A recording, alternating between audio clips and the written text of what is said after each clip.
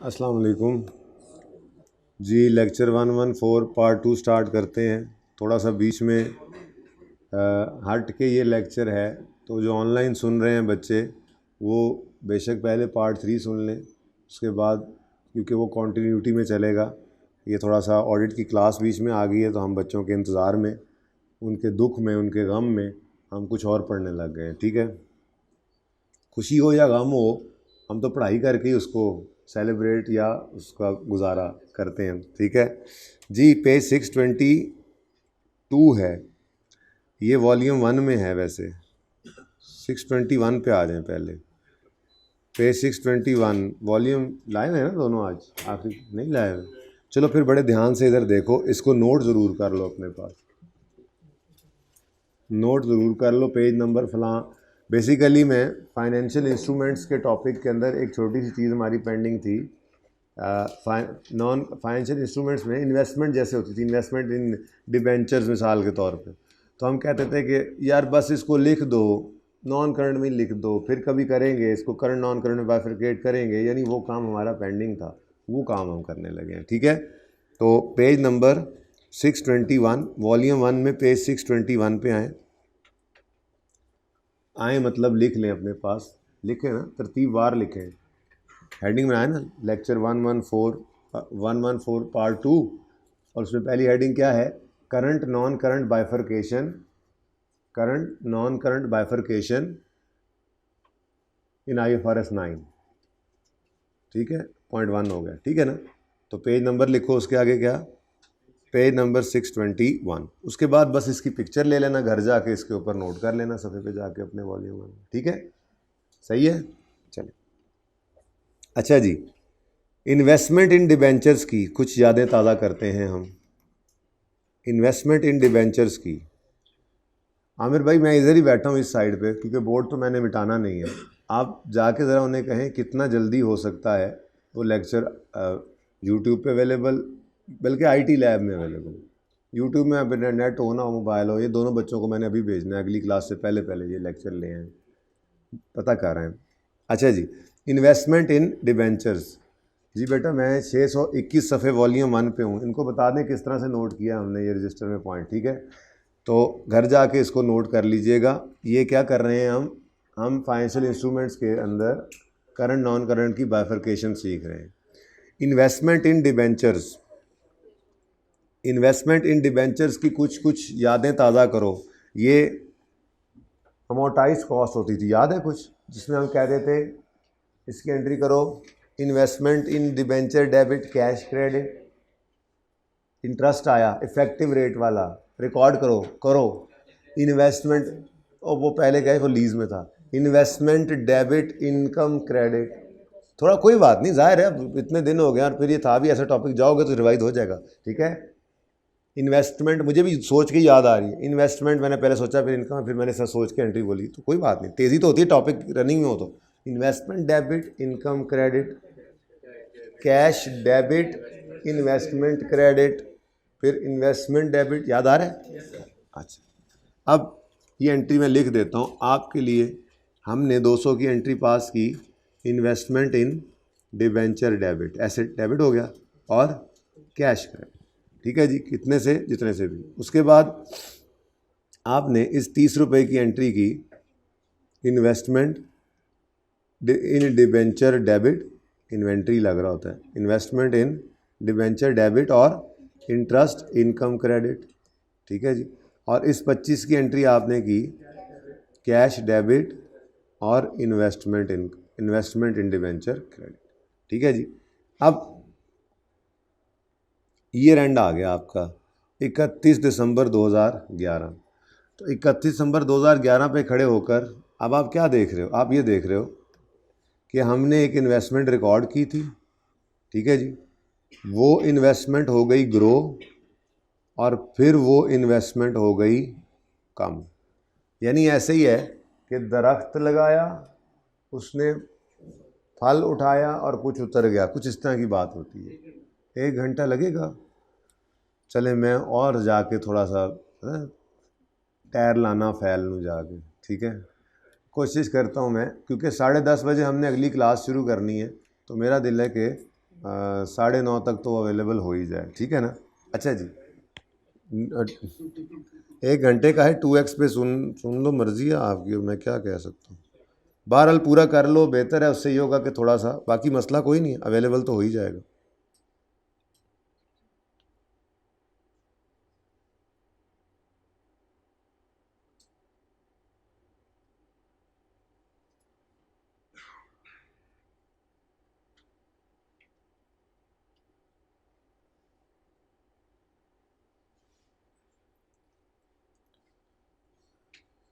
ले लेंगे ना फिर पहले उससे, ताकि अभी कभी काम हो जाए।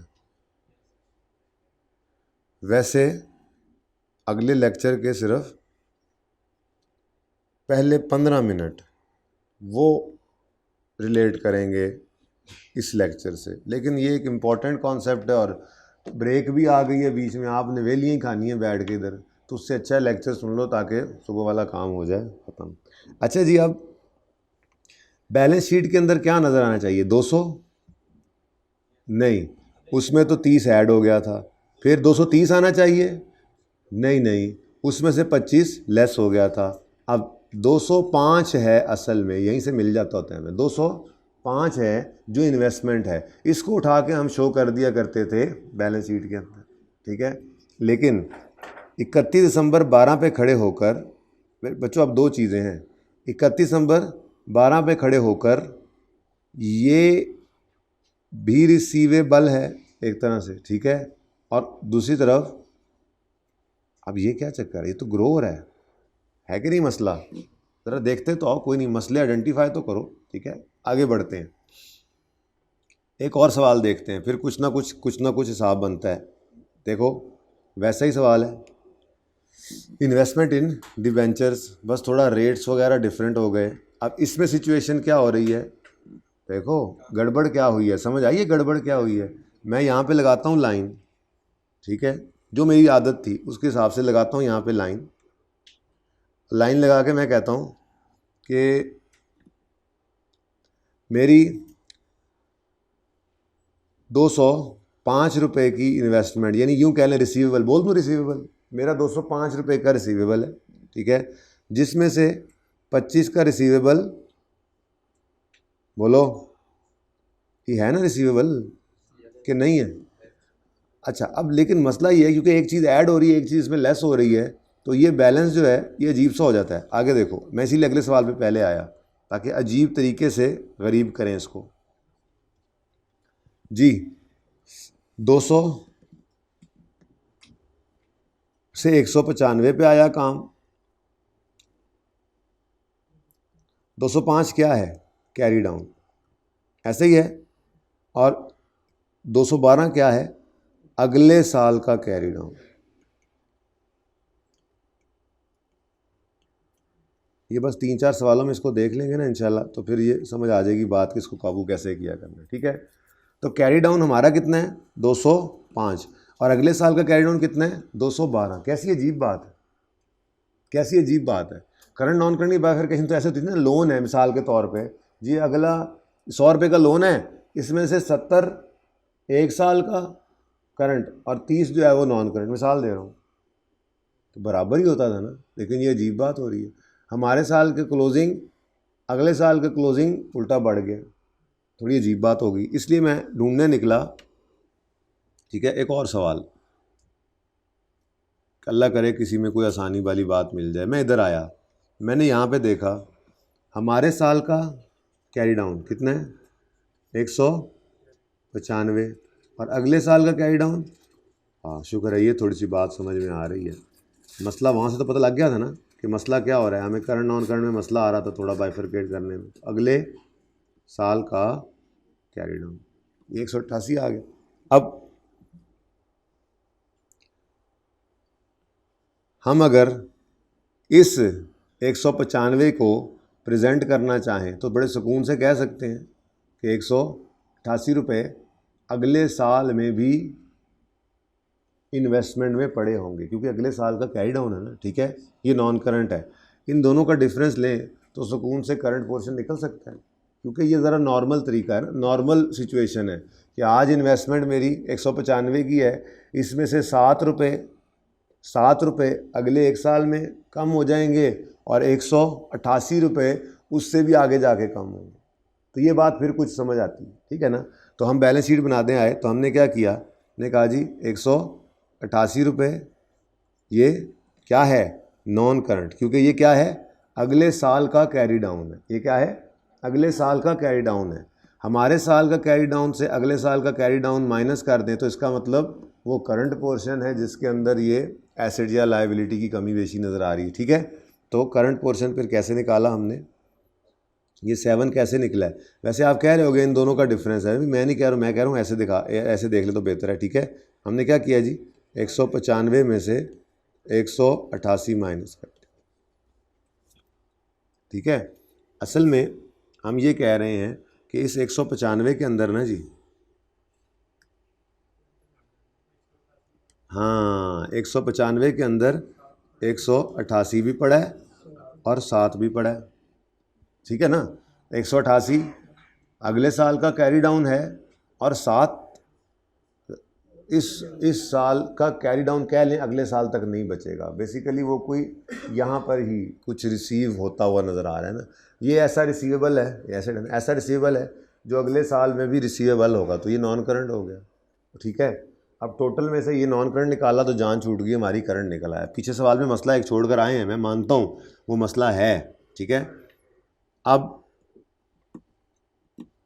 इधर आए जी, हमारे साल का कैरी डाउन क्या है, 205। अगले साल का कैरी डाउन, अब अगले साल का कैरी डाउन अगर 212 लिखें, उसमें से माइनस करें 205 तो -7 आ गया।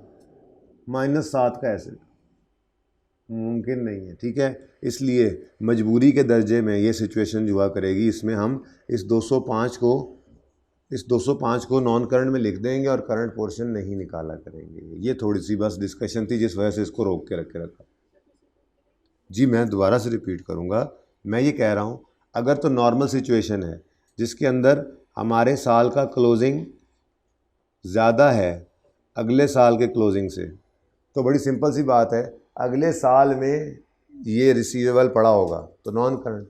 हमारे साल में रिसीवेबल है 195, अगले साल का 188, तो दोनों का डिफरेंस लिया तो हमने कह दिया ₹7 क्या है, करंट पोर्शन। लेकिन जब हम यहाँ आते हैं तो यहाँ बड़ी मुसीबत है। हम अगर यूँ कहें अगले साल का क्लोजिंग 212 है, ये नॉन करंट है, हमारे का क्लोजिंग 202 है, चलो डिफरेंस लो और करंट में लिख दो उसको, तो वो तो -7 हो जाएगा। ऐसा तो नहीं हो सकता। इसलिए मजबूरी के दर्जे में इस सिचुएशन के अंदर हमने क्या किया करना है, इस 205 को ही कैरी डाउन कहना है, इसी को ही नॉन करंट कह देना है। ओके, सही है। अच्छा एक एग्जाम्पल बनाते हैं ना, थोड़ा सा और समझते हैं इस बात को। मिसाल के तौर पे ईयर एंड हमारा 31 दिसंबर है और डेट, इफेक्टिव वाली इनकम, कूपन वाली रिसीट और बैलेंस। यकम मार्च 21, असल गेम तो यहाँ पड़ेगी। यकम मार्च 21 पर, ठहर जाओ, कोई और सवाल सादा सा एक आधा और ना देख लो। एग्जाम्पल 1 हो गई है, एग्जाम्पल 2 हो गई है, एग्जाम्पल 3 भी देख लो यार, ज़रा थोड़ी सी तसल्ली और कर लो जी। हमारा ईयर एंड 31 दिसंबर 11 है। इधर देखो जी, ईयर एंड क्या है, 31 दिसंबर 11। तो हमारे साल का क्लोजिंग क्या है 500, अगले साल का क्लोजिंग क्या है 510।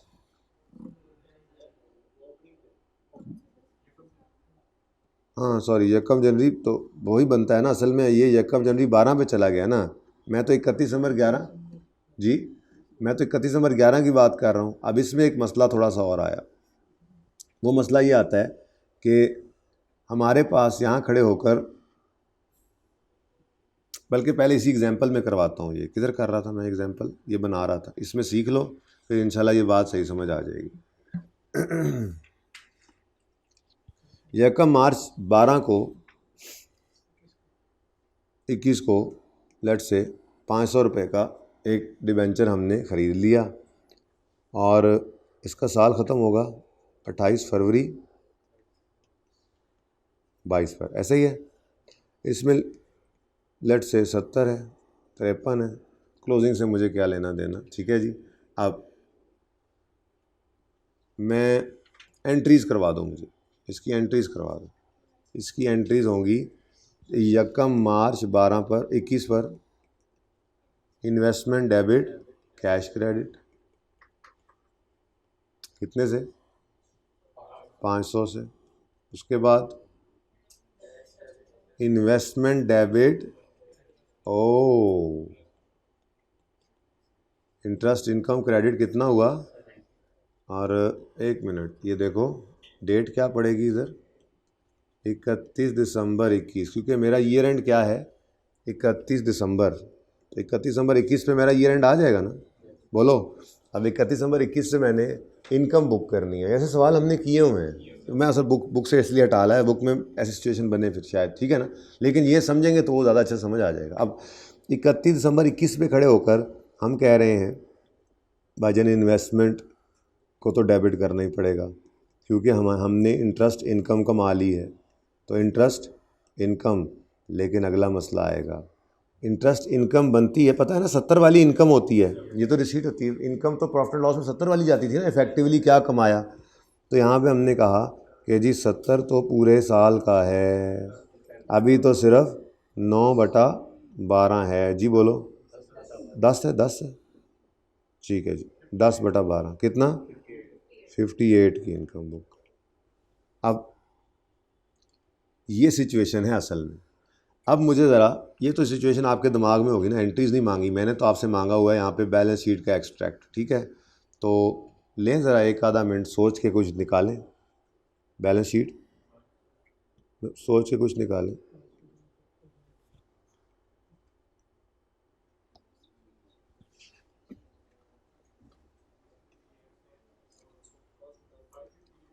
$558 क्या है, रिसीवेबल सारे का सारा, ठीक है। और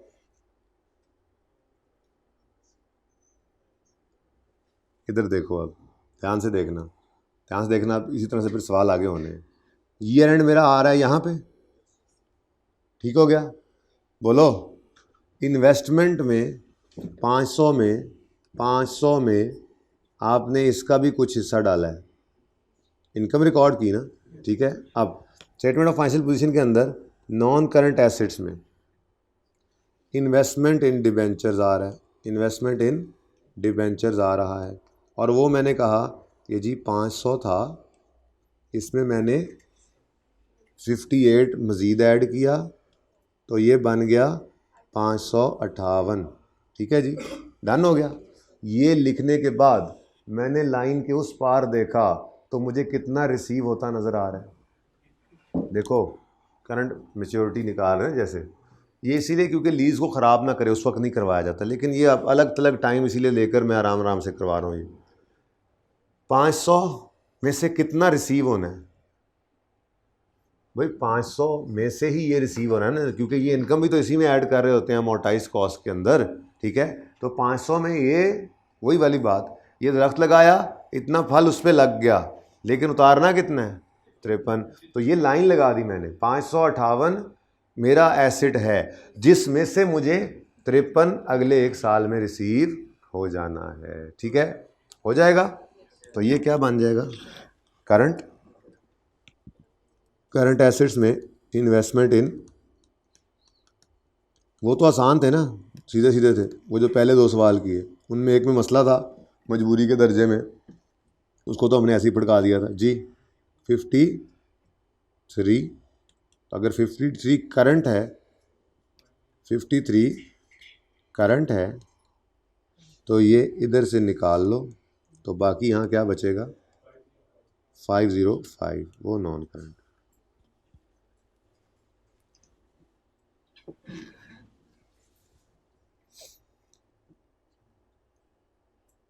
ठीक है।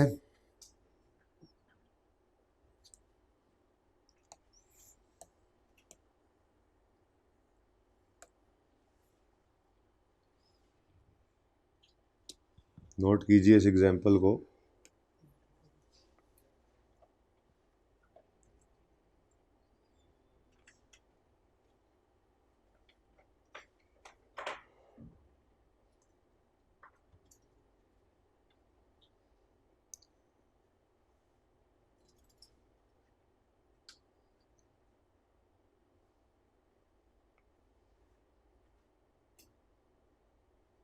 जी नोटेड। माना एक्स्ट्रा क्लास सी रख ली है मैंने, लेकिन ये तो नहीं कि आप सुकून से बैठे हो, काम तो जल्दी जल्दी करें। कोई नहीं, ब्रेक कर लूँगा ना मैं भी, तैयारी नहीं करनी मैंने, आज लंबी क्लास है, साथ साथ तैयारी भी करनी है। अगर कोई 2-4 बच्चे भी आ जाएं तो कल मैं थोड़ा बहुत अगर रहेगा तो पढ़ा दूँगा। ये शक्ल न बनाया करो यार, नहीं पढ़ाऊँगा, ठीक है आज ही पढ़ा दूँगा, लेकिन फिर आज थोड़ा सा सब्र करना पड़ सकता है। आज ना जी, अगर आपने आज करना है ना तो फिर इंशाल्लाह ज़हन में ये रखें कि आपको तकरीबन इशा भी हो सकती है।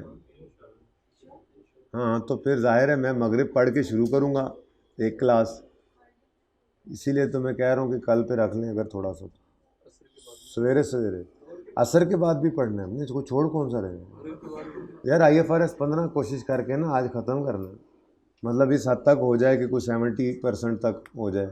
मतलब वैसे तो देखो ना टॉपिक पूरा तैयार हो जाता है, कंसोलिडेशन में एसोसिएट पूरा तैयार हो गया था, लेकिन फिर हर पास पेपर पे हमें दिन लग रहा था, कितना टाइम ऐसे लग जाती हैं चीज़ें, कुछ आ जाती हैं तो टाइम तो होता है।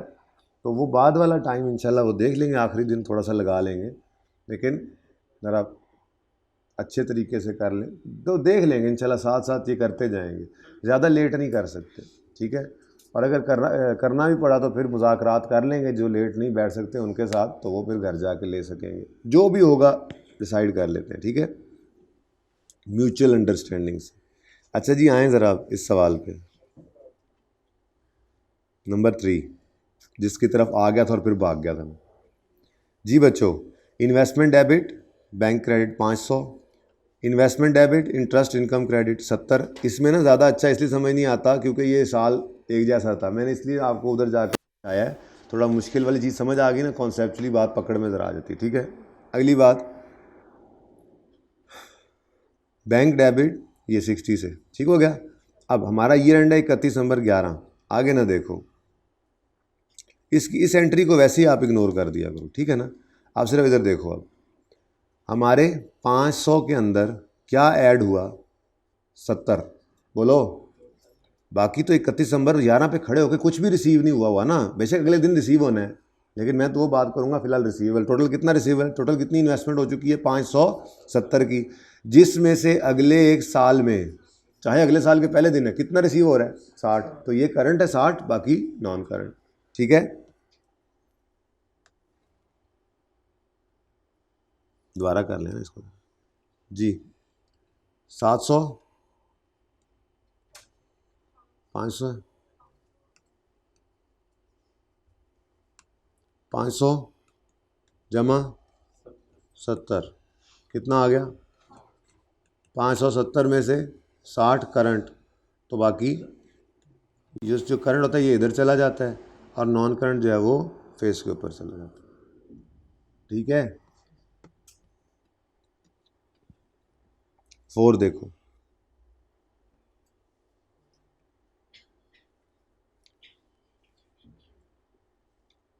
यहाँ पे करके मैं बैलेंस शीट बना देता हूँ। आप बैलेंस शीट ईयर एंड है 30 जून 15, ऐसा ही है, नहीं तो देख लेना यही होगा, ये नज़र आ रहा है, ये देखो 30 जून 15 यहाँ पे नज़र आ रहा है, ये कम जनवरी 15। अच्छा जी, बैलेंस शीट 30 जून 15 की बनानी है हमने। Non current Yasir industries issued debentures,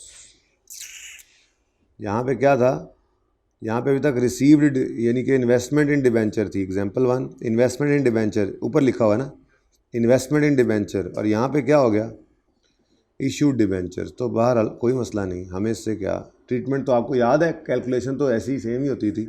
non current liabilities में फाइनेंशियल लायबिलिटी नज़र आएगी और करंट लायबिलिटीज़ में भी,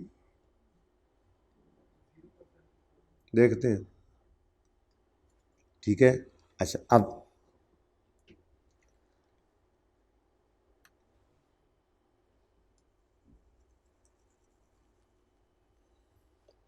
जो भी सवाल है, क्योंकि उस सवाल को मैं पढ़ने बैठ जाऊँ तो फ़ायदा कोई नहीं, ये काम आपने किया हुआ है, उस सवाल से आपका ये स्केड्यूल बन गया है, ये तो हो जाता है ना, अब इससे आगे की कहानी है, ठीक है जी। 80 रुपये की एंट्री क्या हुई और किस दिन हुई, 1 जनवरी 15, यकम जनवरी 15 पर कैश डेबिट हुआ, वेरी गुड, और फाइनेंशियल लायबिलिटी क्रेडिट कितने से? 80 से, ठीक है। उसके बाद 31 दिसंबर आता है तो हमारा तो 30 जून पहले आ गया, ईयर एंड है ना, ठीक है। तो 30 जून पर बिल्कुल अभी करा के आया, इंटरेस्ट एक्सपेंस डेबिट, और इंटरेस्ट पेएबल नहीं, फाइनेंशियल लायबिलिटी को ही करते थे। ले कर ले शरारता मेरे ना जी, फाइनेंशियल लायबिलिटी। लेकिन मसला क्या था? मसला ये था कि ये 8 पूरे साल का है, जो यकम जनवरी से 31 दिसंबर तक का है। हमें तो सिर्फ इसमें से 6 महीने दरकार है जी, ठीक है। अब 80 में कितना ऐड हुआ है? हाँ, कितना हो गया? 84। 84 में से कितना अगले 1 साल में रिसीव होना है? कख नहीं होना, तो फिर ये डन हो गया, ठीक है। ओहो सॉरी, इधर बना रहे थे हम, तो हमने कहा जी फाइनेंशियल लायबिलिटी में पकड़ो 80 को और उसमें कहो ऐड करना है जी हमने 4, ये लायबिलिटी इसमें ऐड हुआ कितना? 4, तो ये टोटल कितना बन गया? 84। 84 में से कुछ भी आगे नज़र नहीं आ रहा, ये ज़ीरो हो गया, यानी कि यहाँ पे क्या नज़र आने लग गया? ज़ीरो, और बाकी ये 84 इधर, ठीक है बच्चों।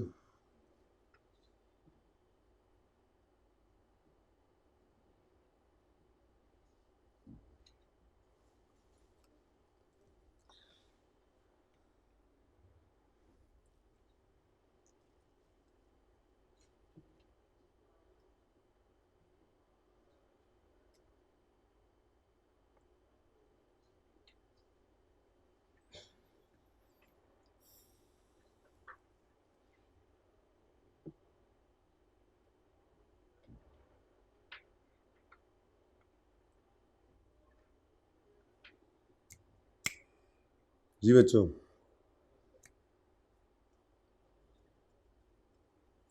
ये दो केसेस क्या थे? हमारे साल का कैरी डाउन, अगले साल कैरी डाउन, अजीब बात थी कि बढ़ रहा था, तो हमने कहा था बस चुप करके इसको लिख लो, ठीक है जी। यहाँ पे भी कोई मसला नहीं आया था, स्पून से हमने, वो ऐड हुई फिगर होती है ना, 200 जमा 20 होके ये पहुँचा होता है, ठीक है। माइनस होने वाली फिगर माइनस हो चुकी थी, तो हमने कहा अच्छा जी ये कैरी डाउन हमारे साल का, ये कैरी डाउन अगले साल का, तो हमने कहा जी अगले साल का कैरी डाउन नॉन करंट है और इन दोनों का डिफरेंस हमारा करंट बन जाएगा, ठीक है।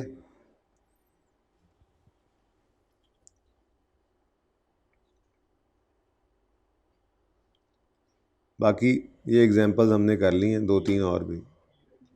ये ईयर एंड डिफरेंट कर लिया, तो पूरा इंटरेस्ट आपने ऐड नहीं किया, ठीक है ना।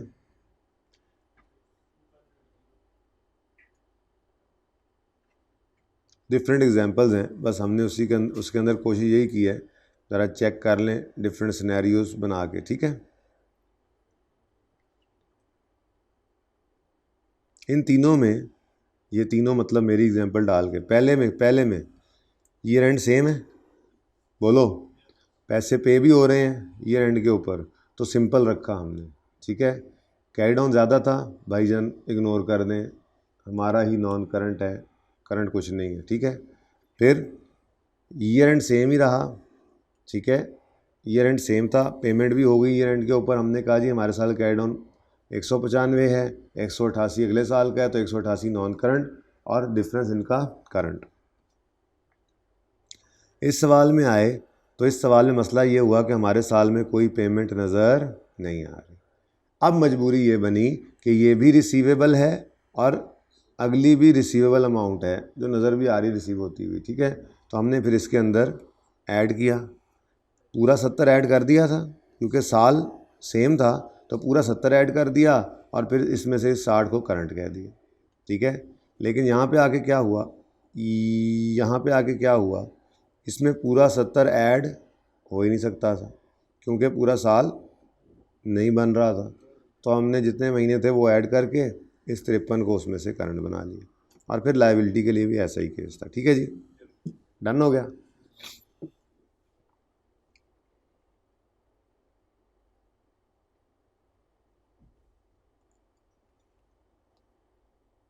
जैसे ही तैयार हो जाए आपने मुझे बताना भी है, मैं बच्चों को बताऊंगा, ये फ़ौरन क्लास से उठ के चले जाएंगे, फिर मैंने ब्रेक ले लेनी है, वो लेक्चर लेके आ जाएंगे, फिर मैं पढ़ाऊंगा।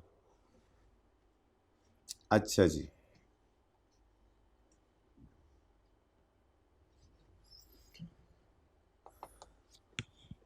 और की कर लीजिए। अच्छा, वो एक मैंने आपको इंटीग्रेटेड टॉपिक्स के अंदर भी एक सवाल दिया था करने को, याद है?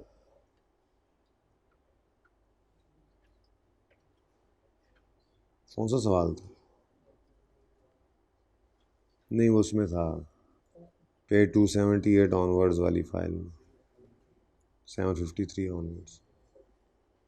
जी, ये ट्राई किया था जिंक लिमिटेड।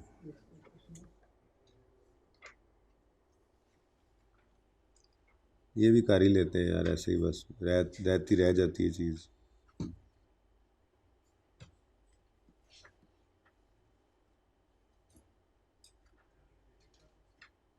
जी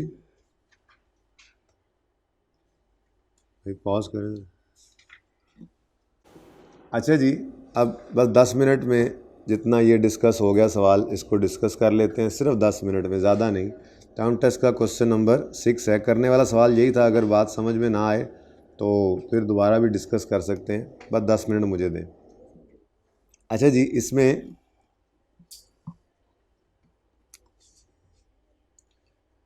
आपको नज़र आ रहा है, वैसे साल हमारे कितने थे?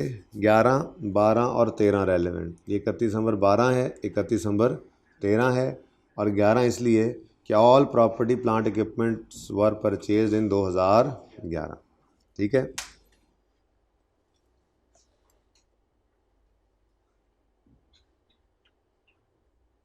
इसको तो साइड पे करें। अच्छा जी, अब हमारे कौन कौन से साल रेलेवेंट बन जाएंगे? असल में ना डाटा गिवन नहीं था, कैरिंग अमाउंट टैक्स बेस का वो निकालना पड़ना था। ठीक है, 2011, 2012 और 2013। ठीक है जी। अच्छा बच्चों, सवाल पढ़ते हैं। वो फरमा रहे हैं जी, all PPE are purchase were purchase in January 11, all assets are being depreciate over 15% reducing balance method. Tax वालों को तो अब बाद में देखते हैं, पहले अकाउंटिंग वालों को तो देख लें। ठीक है, following are the statement of financial position. 31 दिसंबर 12 और 13 की बैलेंस शीट भी गिवन थी, तो PPE के क्लोजिंग नज़र आ रहे हैं, और जाहिर सी बात है ये कैरिंग अमाउंट ही होगी, बुक वैल्यू। ठीक है, तो अगर मैं कैरिंग अमाउंट निकालना चाहूँ तो 31 दिसंबर 13 की कैरिंग अमाउंट कितनी गिवन है? 61413। तो 12 की कितनी गिवन है? 72250। अच्छा, अब अगर हम अज्यूम करें मिसाल के तौर पे कि हमने जो एसेट ख़रीदा था ये 100 रुपये का था, ठीक है, और 15% रिड्यूसिंग बैलेंस से डेप्सिट हो रहा है, तो इनटू 85% किया तो यहाँ पे ये कितना आ गया होगा? 85%। ठीक है ना? आप मतलब यूँ कर लो यार, चलो 100 रुपये का एसेट है, ये कितना डेप्सिट होगा? 15 रुपये, तो कितना बचेगा? 85। अब इस पर 15% लगाओ। ये मैं परसेंटेज के अंदर नहीं, हम अज्यूम करते थे, अज्यूम कॉस्ट इज़ 100, ये वो कर रहा हूँ। 12.75 माइनस हो जाएगा, तो बुक वैल्यू कितनी आएगी? 72 पॉइंट। अब यहीं रुक कर मेरे ख्याल में हम काम चला सकते हैं। मैं कह रहा हूँ परसेंटेज के अंदर कि 72.25 मेरा एसेट है, अगर 15% रिड्यूसिंग बैलेंस से 1 जनवरी से डिप्रिशिएट होता हुआ आ रहा हो। ठीक है, इसी के इक्विवेलेंट मुझे यहाँ पर ये बुक वैल्यू मिल गई। अब मैं इस बुक वैल्यू को यूज़ करके कॉस्ट निकालना जानता हूँ, तो मैंने कहा 72250 जो है ये 72.25 है, तो 100 कितना होगा जी? 100,000। अच्छा, इससे आगे कोई ज़रूरत नहीं है। ये 100,000 मुझे इधर नहीं चाहिए था। असल में हम मेरी कैरिंग अमाउंट तो ये पड़ी हैं, यही मेरी कैलकुलेशन ऑफ डेफर्ड टैक्स में भी चली जानी थी। फिर मुझे रिड्यूसिंग बैलेंस 15% लगाना है, तो यहाँ 72250 पे 15% लगना था। रिड्यूसिंग बैलेंस का काउंटिंग वालों की डेप्रिसिएशन आ जानी थी। मुझे मसला ये था कि टैक्स के बारे में उन्होंने बताया tax rules allow 35% डेप्शन on reducing balance, और अगली बात कोई नहीं बताई हुई। जाहिर सी बात है, इसी एसेट नहीं चल के आना था ना। 35% रिड्यूसिंग बैलेंस है, वो एसेट की कॉस्ट नहीं थी, वो निकाल ली हमने। जब वो निकाल ली तो मसला ही कोई नहीं। ठीक है, मैं अब टैक्स बेस भी निकाल सकता हूँ 1 मिनट में। मैं यहाँ पे कहूँगा कि जी मेरा एसेट जो है वो 100 रुपये का 1 लाख रुपए का है। ठीक है, अब इसको 35% करो कम, 35,000 आ गया। 35,000 कितना बच गया? 65,000। फिर इस 65,000 पे 35% लगाओ, 22750। फिर क्या आ गया? 422। फिर 787। फिर लो, कहानी ख़त्म। कैरिंग अमाउंट और टैक्स बेस। ठीक है, यानी कि IAS 12 की बजाय FAR 1 की रिवीजन थी। ठीक है भाई, समझ आता है? ये काम समझ आया? ये वाला काम, ये बचपन वाला काम, कॉस्ट मिसिंग हो, बुक वैल्यू और डेट ऑफ परचेज गिवन हो, तो हम यूज़ करके उससे कॉस्ट निकाल सकते हैं। निकाल ली हमने। ठीक है, सही है।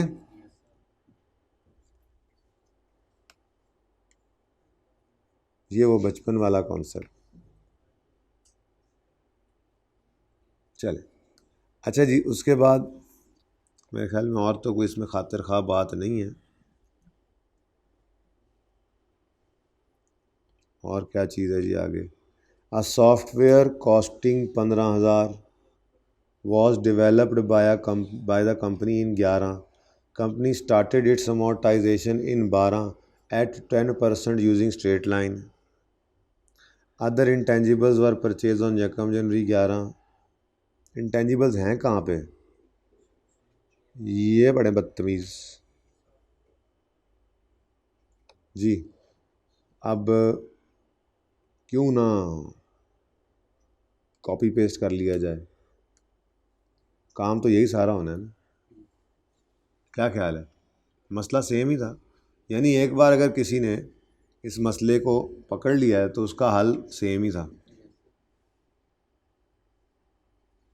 आना ज़रा भाई इधर प्लीज़। ओके, नाउ जी, सबसे पहले तो वो फिगर्स ऊपर वाली उठा के ले आते हैं। ये 12 के एंड पर 16,000, 13 के एंड पर 13,000, 13,964। ये ज़रा इजी है थोड़ा सा। वो मैंने कहा फाइनेंशियल, वो IAS 37 वो जो दूसरा सवाल था फाइनेंशियल लायबिलिटी वाला, वो ज़रा मैंने कहा बच्चों के साथ ही कर लेंगे, ये आसान सा काम था। अच्छा जी, ये मैं सारा कुछ मिटाने लगा हूँ। 100 को रहने दूंगा, बाकी सब कुछ मिटा दूँगा, ताकि पता लगे आपको हाँ यार वही काम ही हो रहा है।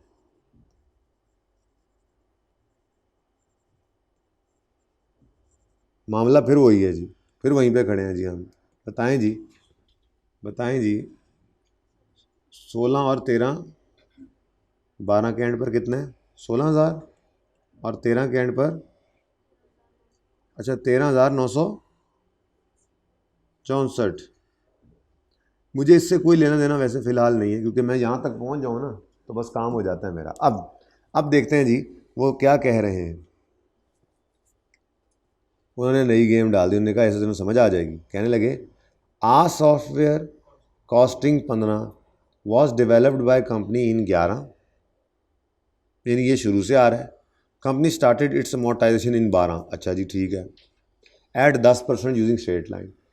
टैक्स अथॉरिटीज़ को बाद में देखते हैं यार, एक तो ये बीच में कहाँ से आ जाती है। Other intangibles were purchase on January 11। अच्छा, जिन्हीं के दो तरह के इंटेंजिबल्स हैं। एक के बारे में कह रहा है कि हमने 15,000 का उन्हें ख़रीदा था। ठीक है, इसका मतलब यहाँ पर दो तरह के इंटेंजिबल्स पाए जाते हैं। एक जिनकी कॉस्ट 15,000 थी, पता नहीं उनकी आज बुक वैल्यू कितनी होगी, आई डोंट नो। एक तो है जिनकी कॉस्ट 15,000, पता नहीं इनकी बुक वैल्यू कितनी होगी। ठीक है, और बाकी जो हैं वो बैलेंसिंग हैं, अब पता नहीं उनकी भी बुक वैल्यू कितनी होगी। ठीक है, अब किसी एक की निकाल लें, दूसरे की बैलेंसिंग निकल आएगी। ठीक है, तो डिटेल्स ज़्यादा इसी की दे रहा था, अलग से जो बोल रहा है। A software costing 15 was developed by company in 11। ठीक है, 100 का ज्यूम कर लिया मैंने, और कंपनी ने इसको डेप्रीशिएट नहीं किया। कब नहीं डेप्रीशिएट किया? 11 में, बल्कि कब डेप्रीशिएट किया सिर्फ? तो इसका मतलब कितना किया होगा? स्ट्रेट लाइन 10 है, तो यहाँ पे कितना होगा? ये वाला 90। ठीक है, अब इसको यूज़ कर लेते हैं, सिंपल जी, स्ट्रेट लाइन ही लिखा हुआ था। ठीक है, अब ये वाला काम करना पड़ेगा हमें जी। 16,000 वाला एसेट, जी जी बोलो बोलो।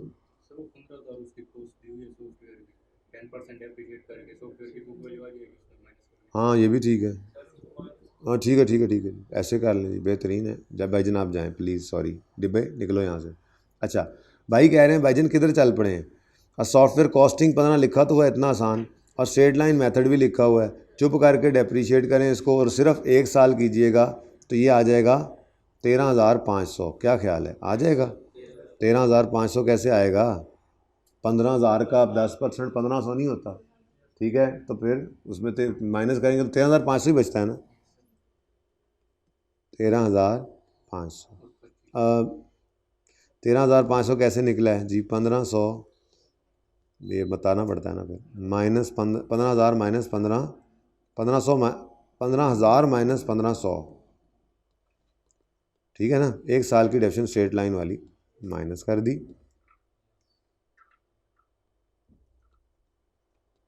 ठीक है, अब 16,000 में से अगर 13,500 वाले ये हैं तो बाकी फिर बैलेंसिंग 2,500। ठीक हो गया, ये तो आसान ही निकला, उल्टा।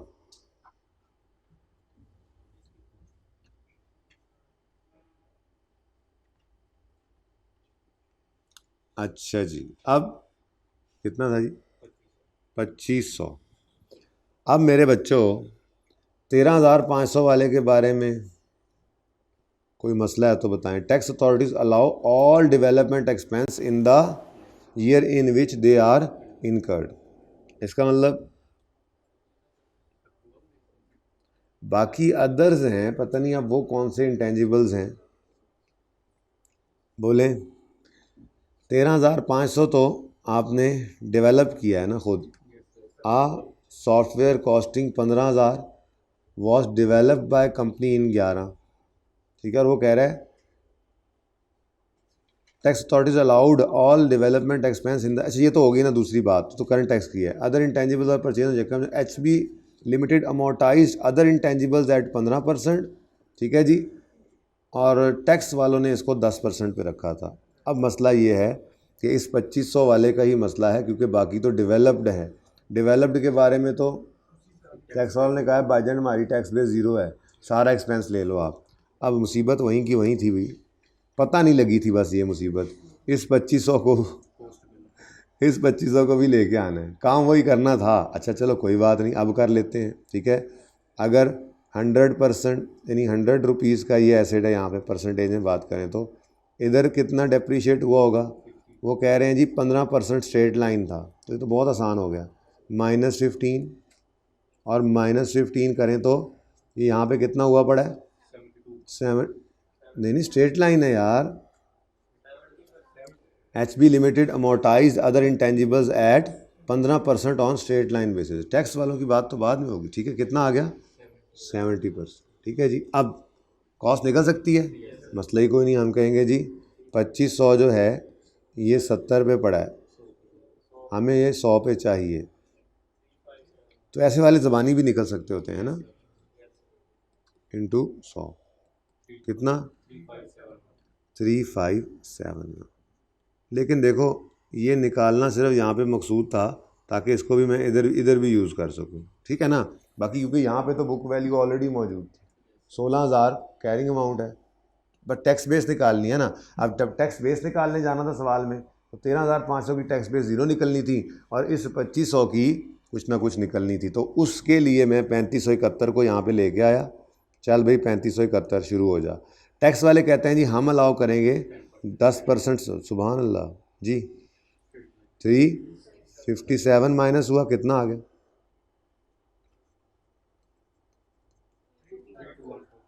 3214। 321 माइनस हुआ 321 ही होगा ना जी, बोलो।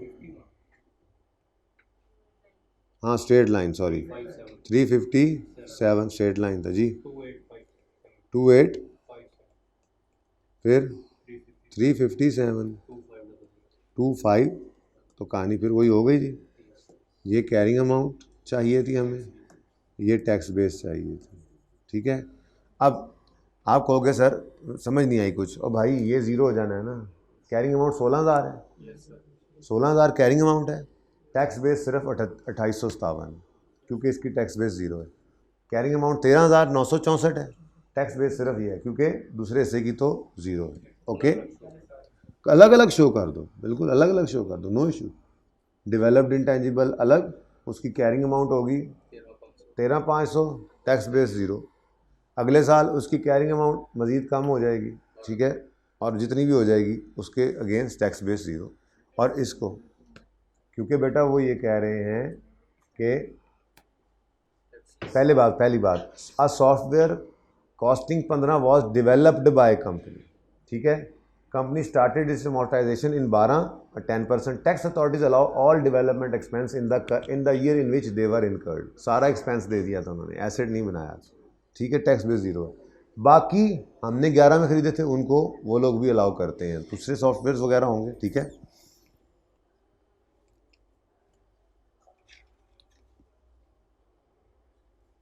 और क्या है जी इसके अंदर, एक ये थोड़ा सा था, डेटर्स के साथ थोड़ी सी फनकारी ये भी लगी हुई थी जी। डेटर्स आफ्टर 5% प्रोविज़न है, ठीक है जी। तो डेटर्स 5% प्रोविज़न के बाद हों तो बच्चों उन्हें नेट कहते हैं ना। तो ग्रॉस डेटर्स 100 पे हों और प्रोविज़न इसमें से 5 माइनस हो तो नेट डेटर्स 95% होंगे, ठीक है ना। तो आपने मर्ज़ी थी आपकी, नेट से भी चल सकते थे, लेकिन अगर ग्रॉस करके प्रोविज़न निकालना चाहें तो डेटर्स में तो फ़र्क होगा नहीं, होता प्रोविज़न में ही है, तो आप इस तरह इसको ग्रॉस भी कर सकते थे, ठीक है। उसके बाद इसमें कौन सी बात करने वाली है, tax rules allow gratuity expense, tax authorities allow deduction on tax charge, tax rates change from 35 to 36 during the year. अच्छा ठीक है, ये तो आप कर लेंगे। और तो मुझे कुछ नज़र नहीं आ रहा है इस सवाल के अंदर एज सच, ठीक है जी। और कोई सवाल इसमें ऐसा था जो काबिल ज़िक्र हो? ये भी अच्छा सवाल था, ये भी अच्छा सवाल था। क्वेश्चन 1 फ्रेंच लिमिटेड, अच्छा सवाल इसलिए था, यकम जनवरी 15 में French limited entered into following transactions, purchase debentures, market rate of similar. यार ये कभी कभी बरकत के लिए ऐसी चीज़ भी आती है जिसे सिर्फ इग्नोर करना होता है, ठीक है। बाकी सवाल के अंदर तो मेरा नहीं ख्याल को ऐसा मसला होना, ये भी हाँ बस ये इग्नोर करना था इसके अंदर थोड़ा, ठीक है। ठीक है जी, कोई और सवाल इसमें होगा तो भी ले लेंगे इंशाल्लाह। 10:30 बजे क्लास को रिज्यूम करेंगे ज़िंदगी रही, ठीक है।